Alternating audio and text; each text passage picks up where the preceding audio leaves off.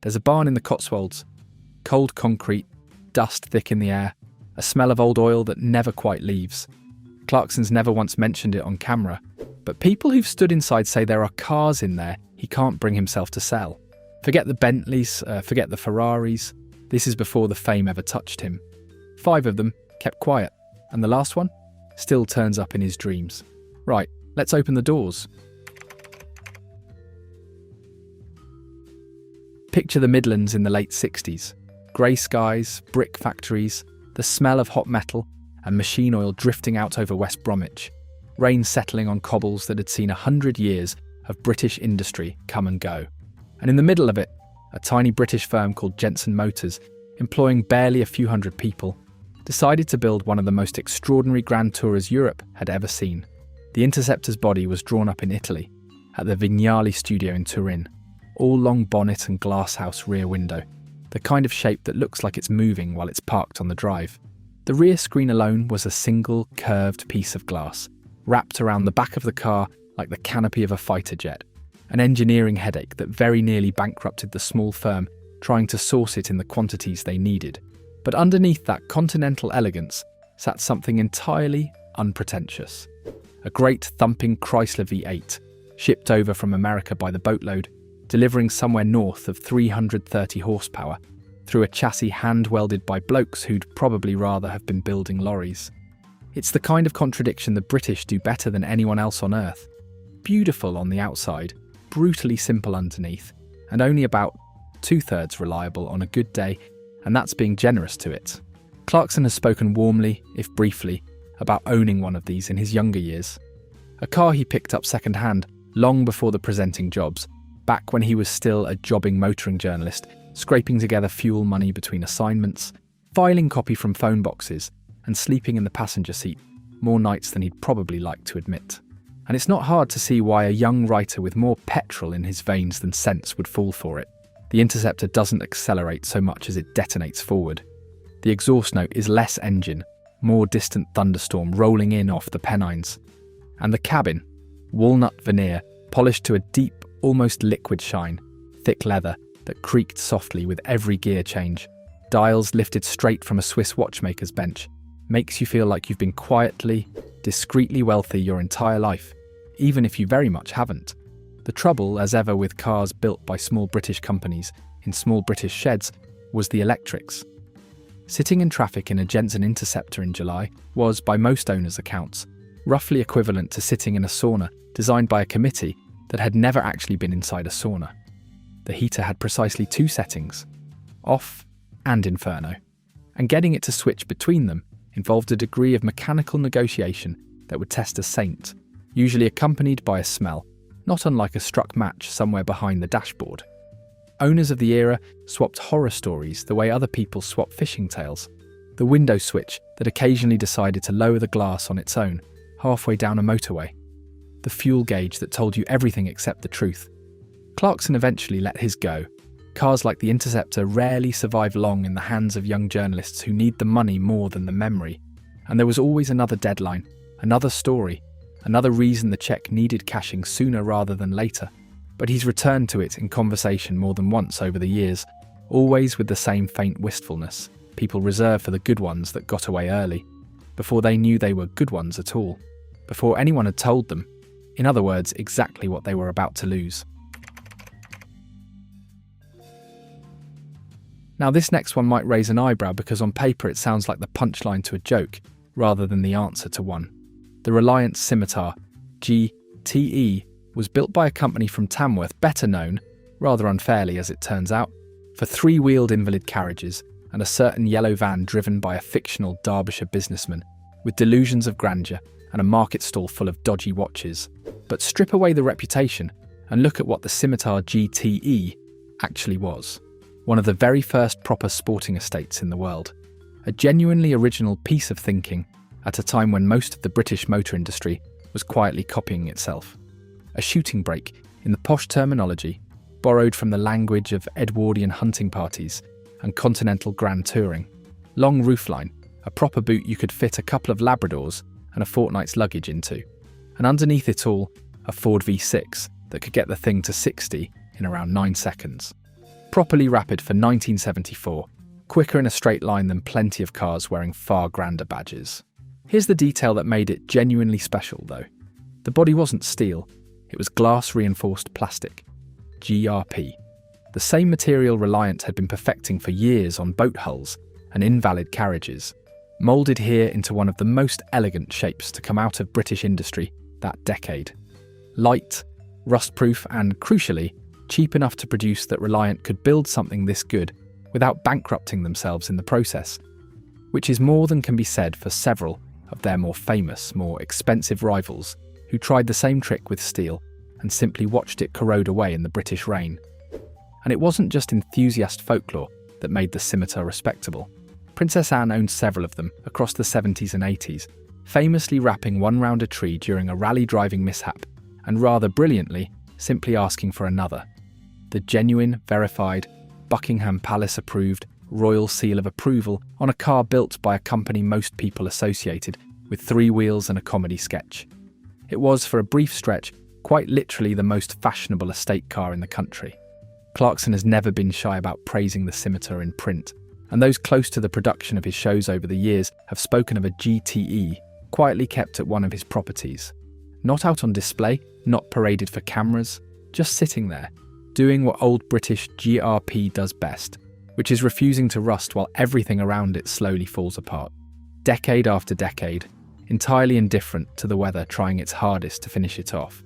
It's the sort of car that tells you everything about British engineering philosophy in one sentence. Forget the badge, forget the reputation. Just build something clever, make it out of whatever works, and let the results speak for themselves quietly, for 50 years, long after everyone stopped laughing. If you grew up in Britain in the 70s, there's a fair chance your dad, your headmaster, or your local clergyman drove a Rover P6.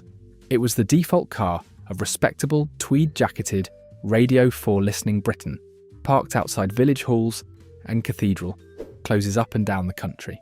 Solid, sensible, the automotive equivalent of a good wool jumper, the kind your grandmother knitted you and that somehow outlasted everything trendier around it.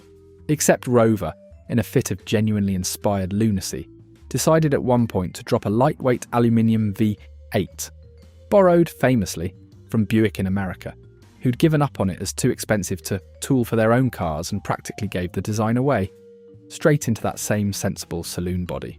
The result was the P6 3500S. On the outside, still every inch the Vickers car. Underneath, something that would embarrass sports cars twice its price at the traffic lights, and did so regularly to the quiet astonishment of everyone involved.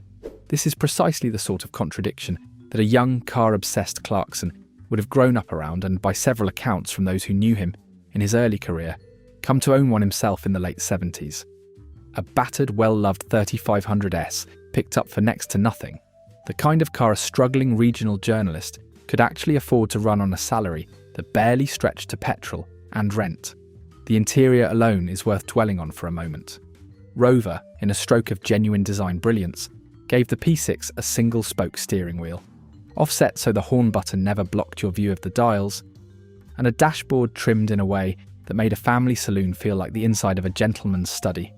Warm wood, deep patterned cloth seats that held onto the shape of whoever sat in them longest.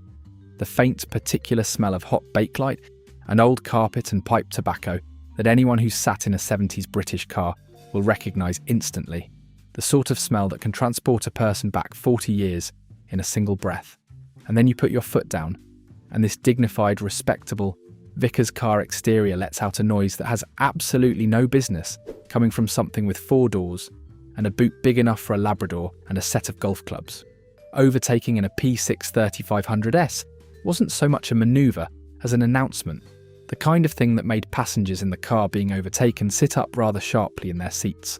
It's precisely the kind of everyman machinery that shaped Clarkson's tastes long before the supercars arrived. Not the fastest thing on the road, not the prettiest, but honest, clever, and quietly, brilliantly British in a way that no amount of money can manufacture from scratch, no matter how many zeros end up on the check. Right, before we get into the top 2, and trust me, the top 2 are worth the wait, do me a favour. Hit that like button, Drop a comment telling me which of these you'd actually want parked on your own drive. And if you haven't already, subscribe and click that little bell. We do proper stories like this every single week, and it genuinely helps more than you'd think. Now this is where things get properly interesting, because the Sierra Cosworth isn't just a fast Ford, it's a homologation special. A car Ford built specifically, deliberately, in exactly the numbers required by motorsport regulations, purely so they could go racing with it in Group A, touring cars, and everything about the road car exists purely as a byproduct of that racetrack ambition. To qualify, Ford needed to build 5,000 road-going examples, not because 5,000 ordinary customers were clamouring for a Sierra with a 2-litre turbocharged engine and a rear wing the size of a dining table, but because the rulebook demanded it, and Ford, rather brilliantly, decided if they had to build them anyway, they might as well build something spectacular, something that would humiliate the competition on a Sunday afternoon at Silverstone and pay for itself in publicity alone. The result terrified insurance companies for a decade. 204 horsepower, a top speed nudging 150, and that wing, officially there to generate genuine downforce at speed, unofficially there to announce to every other driver on the M25 that you'd made a decision about your life and you weren't sorry about it, not even slightly. It also, within about 18 months of release, became the single most stolen car in Britain. Entire criminal operations sprang up purely to relieve law-abiding Cosworth owners of their keys in the dead of night, loading them onto lorries bound for the continent before the police had even finished their morning tea, which meant that owning one wasn't just a statement about speed, it was practically an act of faith, a nightly gamble that your car would still be sitting on the drive come morning. Clarkson, deep into his career as a jobbing motoring writer through the late 80s, drove more Sierra Cosworths than almost any journalist of his generation, and by his own account came remarkably close to buying one outright, a decision he's since described, with a particular regret reserved for cars that got away rather than cars that were sold, as one of the great near misses of his early motoring life. He talked himself out of it. Practicality won. The mortgage, the young family, the sensible voice in his head that occasionally, infuriatingly, gets the final say, no matter how loudly the rest of him is shouting otherwise. There's something almost painfully relatable in that. Everyone's had a Cosworth moment. The car you nearly bought, talked yourself out of, and then watched appreciate into the stratosphere over the following 3 decades while you drove something perfectly reasonable and perfectly forgettable instead. Something that never once made a stranger turn their head in a car park. Today, a genuine, unmolested Sierra RS Cosworth in good condition will set you back the better part of £80,000. The sensible voice, as it so often does, cost him dearly. And there isn't a motoring journalist of that generation who doesn't have a version of the exact same story. Right, here it is.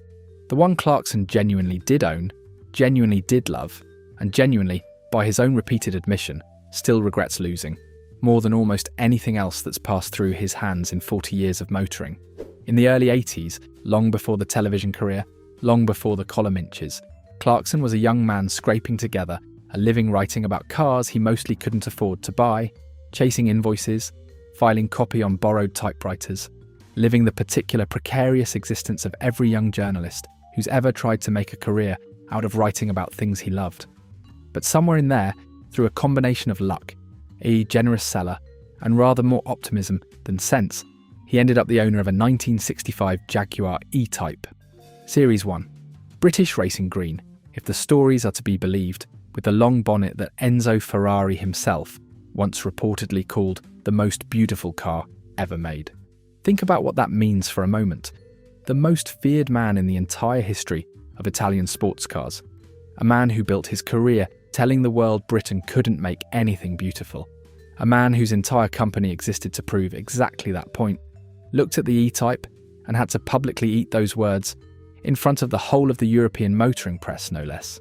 Clarkson's E-Type wasn't some pristine museum piece, kept under a cover and wheeled out twice a year for a concours lawn. It was a working car, driven properly, the way E-Types were always meant to be driven. Down empty B-roads at dawn, mist still sitting in the hedgerows, that straight-six engine singing somewhere between a growl and a purr, the smell of hot oil, and old leather drifting through a cabin that felt more aircraft cockpit than motor car. long bonnet stretching out ahead of you like a promise you couldn't quite believe you'd been allowed to make. Wire wheels catching the low morning light, throwing it back in flickers against the hedgerows as the car swept past. It's the kind of car that doesn't just get you from one place to another. It makes the getting there the entire point, the destination almost an afterthought. And then, in 1983, life did what life does to young men in their 20s with more taste than money. He needed a deposit for his first house. The E-Type was, by a wide margin, the most valuable thing he owned, worth considerably more than everything else he had put together, including, in all likelihood, his own car insurance and his overdraft combined. So he sold it. At the time, it felt sensible, practical even. A roof over his head mattered more than a beautiful old car sitting on the drive. Depreciating, as everyone assumed old E-Types would keep doing, forever, the way every fast car from every decade is always assumed to be a depreciating asset, right up until the exact moment it isn't. Except they didn't depreciate. They did the exact opposite. A well-preserved 1965 Series 1 Type today will comfortably fetch well over £250,000 at auction, with the very best examples pushing considerably higher still, into territory that would have seemed like a joke to anyone standing in a Jaguar showroom in 1965. That house deposit, in hindsight, cost him a small fortune many times over, the kind of number that doesn't bear thinking about too closely on a quiet evening. Clarkson has returned to this story again and again across the decades, in his columns, in interviews, in odd, unguarded moments on camera, when the conversation drifts to the one that got away, always circling back to the same details, the same road, the same particular shade of green catching the light. And it's not simply the money, it's the particular, specific ache of remembering exactly how it felt to drive that car on an empty road with the windows down and knowing you'll never quite get that feeling back, no matter how many Bentleys and Ferraris eventually fill the garage that replaced it, no matter how many zeros get added to the collection in the decades that follow. Because here's the truth underneath every single story on this list. It was never really about the badge or the horsepower or the auction estimate. It was about the mornings, the empty roads, the particular sound an old British engine makes when everything's warmed through and running exactly as it should, a sound that no amount of money can quite recreate once it's gone. The E-Type gave Clarkson that feeling first, before any of the fame arrived, before anyone was paying him to have opinions about cars at all, back when loving them cost him something rather than earning him a living. And some part of him, quite clearly, has been chasing it ever since through every car that's come after. So there you have it, 5 old, half-forgotten cars from Jeremy Clarkson's private history. No supercars, no headline numbers. Just a Brummy Grand Tourer with an Italian suit, a plastic-bodied estate good enough for a princess, a vicar's car with a hooligan's heart, the Cosworth he talked himself out of, and the Jaguar he never should have let go. Now I want to hear from you. Did you ever own an E-Type, a Cosworth, or a Scimitar back in the day? And if you did, please, for the love of everything, tell me you kept it. Drop your story in the comments below. I read every single one, and honestly, they're the best part of running this channel. If you enjoyed this, hit that subscribe button and make sure that notification bell is switched on. We put out stories like this every week. Proper cars, proper history, told the way it deserves to be told. And remember, the car you sold for practical reasons is very rarely the one you stop thinking about. Sometimes the most valuable thing you'll ever own isn't the one that made financial sense at the time. It's the one you should have found a way to keep. Drive safely, and we'll see you in the next one.